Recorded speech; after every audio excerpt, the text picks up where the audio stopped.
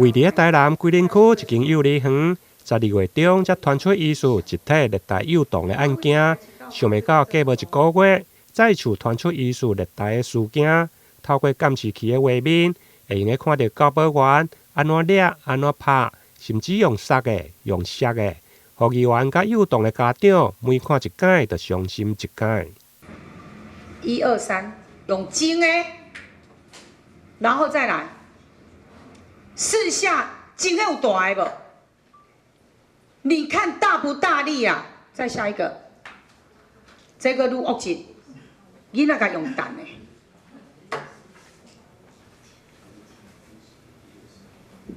其实看到这种小孩被不当管教的影片，真的是做家长真的很难过，因为我们就是小孩也是从小怀胎10个月，辛苦拉拔长大。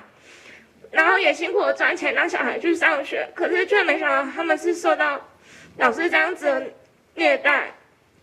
其实对我们家长每次看影片真的都是很难过的，所以真的希望教育局可以好好的查这件事情，甚至未来可以让小孩可以在更安全、更快乐的环境下好好的长大。教育局，你未来应该有一个机制，针对幼儿园，势必要如何的去抽查影带来看嘛。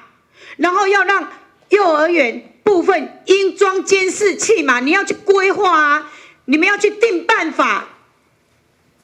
然后有些幼儿园说我没有监视器，就搪塞过。那有监视器的，你们教育局调了又不给家长看，又不提供给议员，你不会觉得很恶劣吗？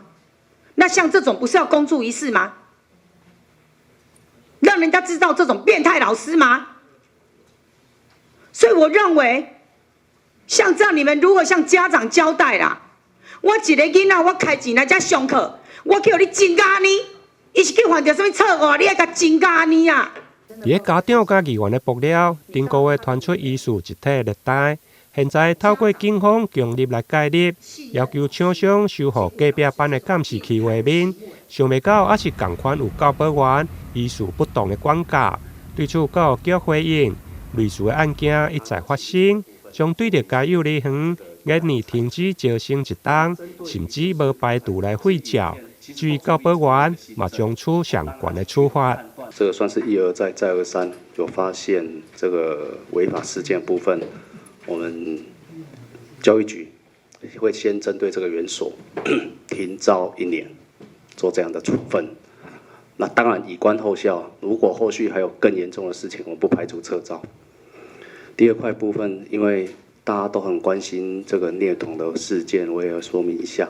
上次的松鼠班的部分，那个吴姓的教保员，我们已经做完认定，就是处以终身这个不可以在幼儿园再任教的机会。那另外也处以40万元的这个罚款。对于这个园所的部分，我们一样，负责人部分我们也一样会，就是有把他罚这个6万元。那也公布行为人、负责人的姓名跟机构的名称。目前警方第一阶段18位儿童家长已经有8位做完笔录，3位来提告。第二阶段15位家长嘛有13位已经看过监视器的画面。目前专案依照儿少法、妨害幼童身心发展罪来侦办。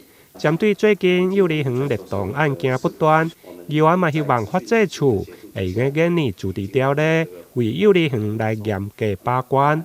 台南新闻林根采访报道。也就是说，3个外聘的